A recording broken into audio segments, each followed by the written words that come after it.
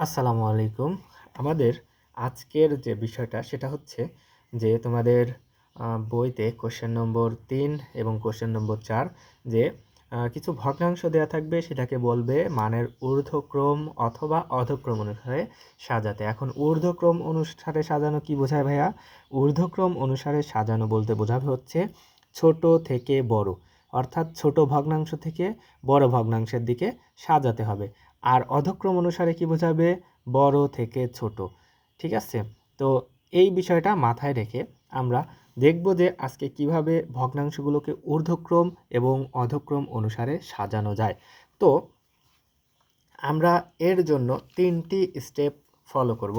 Step number 1 হচ্ছে ভগ্নাংশগুলোকে সমহর বিশিষ্ট ভগ্নাংশে প্রকাশ করতে হবে। সমহর বিশিষ্ট ভগ্নাংশে প্রকাশ করা আমরা আগের ভিডিওতে কিন্তু দেখিয়েছি যে কিভাবে আমরা সমহর বিশিষ্ট ভগ্নাংশে প্রকাশ করতে পারি। এখন স্টেপ 2 এবং স্টেপ 3 এই দুইটা স্টেপ কিন্তু ভেরি ইম্পর্টেন্ট। কারণ হচ্ছে যে তুমি যখন ভগ্নাংশগুলোকে সমহর বিশিষ্ট ভগ্নাংশে প্রকাশ করে ফেলবে, তারপরে এই দুইটা স্টেপ কাজে আসবে। সেটা হচ্ছে যে যদি হর একই হয়, যে ভগ্নাংশের লব বড় হবে সেই ভগ্নাংশটাই হচ্ছে বড় হবে। অর্থাৎ আমরা বড় ভগ্নাংশ বের করার একটা উপায় কিন্তু পেলাম। সেটা কি? যে হর একই হলে যে ভগ্নাংশের লব বড় সেই ভগ্নাংশটি বড়। এখন যদি তোমাকে আমি একটু এক্সাম্পল দেই, যে ধরো 1/5, 2/5, 3/5। দেখো এখানে প্রত্যেকটা ভগ্নাংশের হর কিন্তু সমান, অর্থাৎ এরা কিন্তু সমহর বিশিষ্ট ভগ্নাংশ। এখন আমরা কি বলেছিলাম? হর একই হলে, হর কিন্তু আমাদের একই হলো এবং যে ভগ্নাংশের লব বড়, তাহলে কোন ভগ্নাংশের লব বড়? এই ভগ্নাংশের লব বড়, সুতরাং এই ভগ্নাংশ সবচেয়ে বড়। তারপরে কোন ভগ্নাংশের লব বড়? এই ভগ্নাংশের লব বড়। তারপরে হচ্ছে এইটা, অর্থাৎ এইটা বড়, তারপরে এইটা বড়, তারপরে এটা বড়। ঠিক আছে? তাহলে আমরা কিভাবে লিখতে পারি? এইভাবে চিহ্ন দিতে পারি যে সবচেয়ে বড় এটা, তার চেয়ে ছোট এটা, তার চেয়ে ছোট এটা।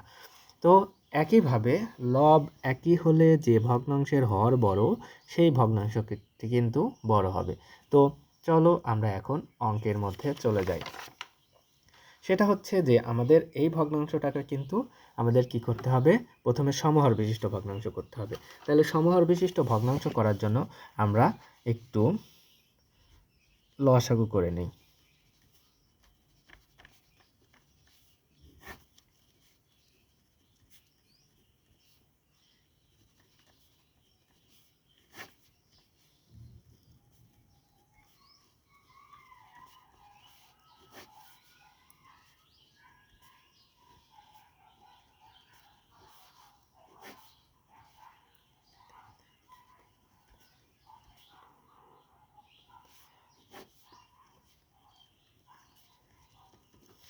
দেখো আমরা কিন্তু এখানে লসাগু করে ফেললাম।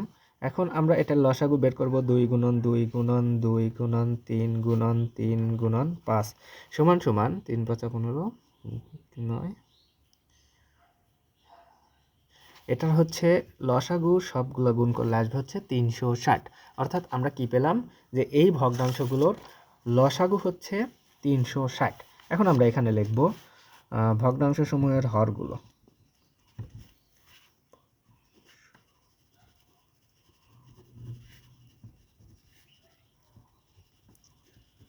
ভগ্নাংশগুলোর হরসমূহ আমরা হরগুলো আগে এখানে লিখব 36, 60, 24। এখন হরগুলোর লসাগু।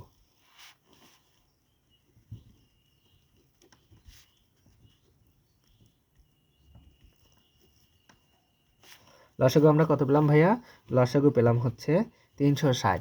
এখন আমরা এই ভগ্নাংশগুলোকে কি করব? সমহর বিশিষ্ট ভগ্নাংশে প্রকাশ করব। তো সমহর বিশিষ্ট ভগ্নাংশে প্রকাশ করার জন্য প্রথম নিয়ম কি ছিল? প্রথম নিয়ম ছিল হচ্ছে এই লসাগুকে আমরা প্রথমেই প্রথম ভগ্নাংশের হর দ্বারা ভাগ করব।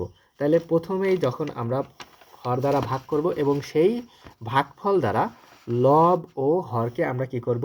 গুণ করব। তাহলে এখন দেখো যে এই 72 দিয়ে যদি আমরা এই হচ্ছে 360কে ভাগ করি, তাহলে আমরা পাবো হচ্ছে 5। দেখো যে আমরা কি করব?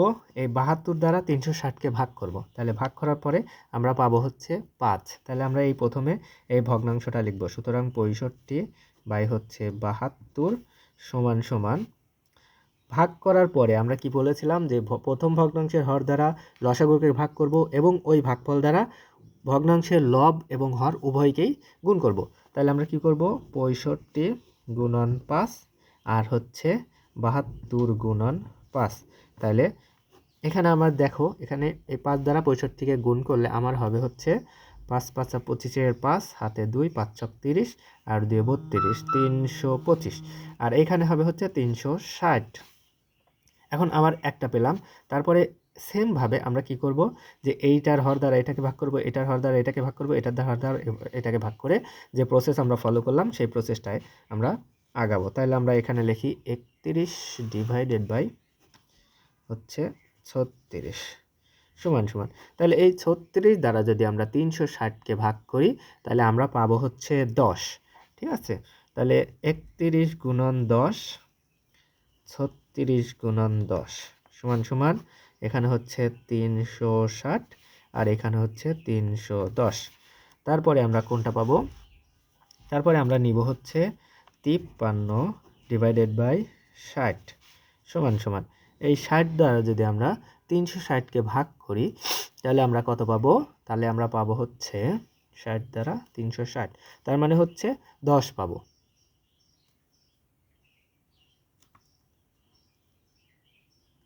সরি, আমরা পাবো হচ্ছে 6।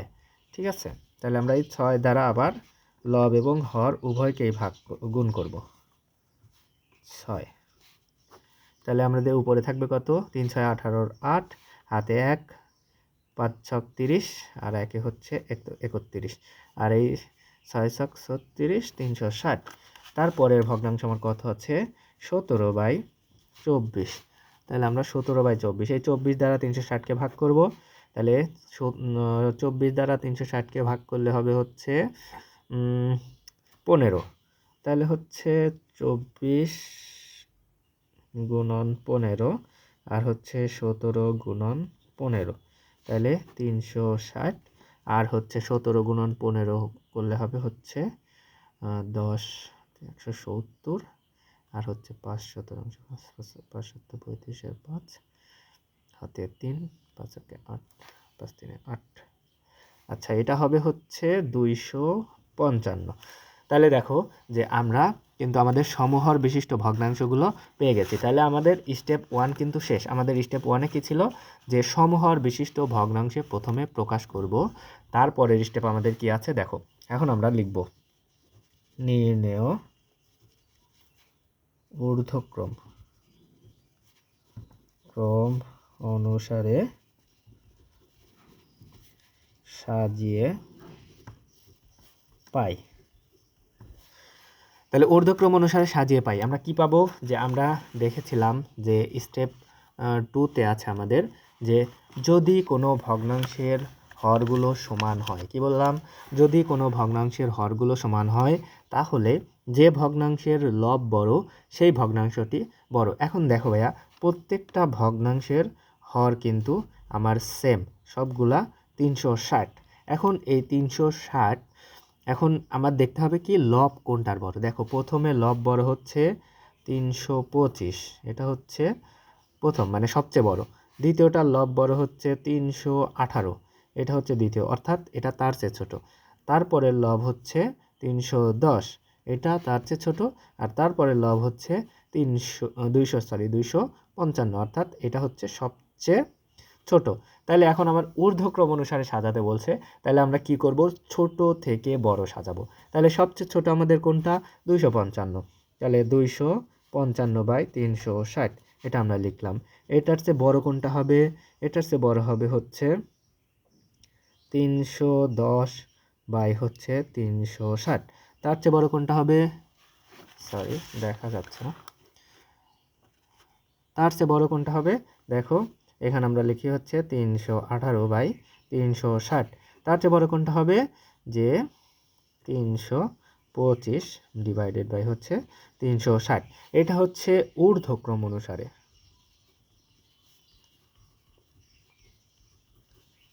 অর্থাৎ আমরা ছোট থেকে বড়, ঊর্ধ্বক্রম যখনই বলবে তখনই তোমরা কি করবা, ছোট থেকে বড় সাজাবে। এখন যদি আমরা বড় থেকে ছোট অর্থাৎ অধক্রম অনুসারে সাজাই, তাহলে আমরা কি লিখতে পারবো, সবচেয়ে বড় আমাদের সবচেয়ে বড় এখানে আসবে 325/360, এটা সবচেয়ে বড়। তারপরে আমার কত আসবে 318/360, তার চেয়ে বড় 310/360, আর তার চেয়ে বড় 255/360। এইটা হচ্ছে আমাদের অধক্রম অনুসারে। দেখো ভাইয়া যে আমরা কিন্তু একটা অঙ্ক দিয়ে আমরা কিন্তু দুইটা অঙ্ক সলভ করে ফেললাম।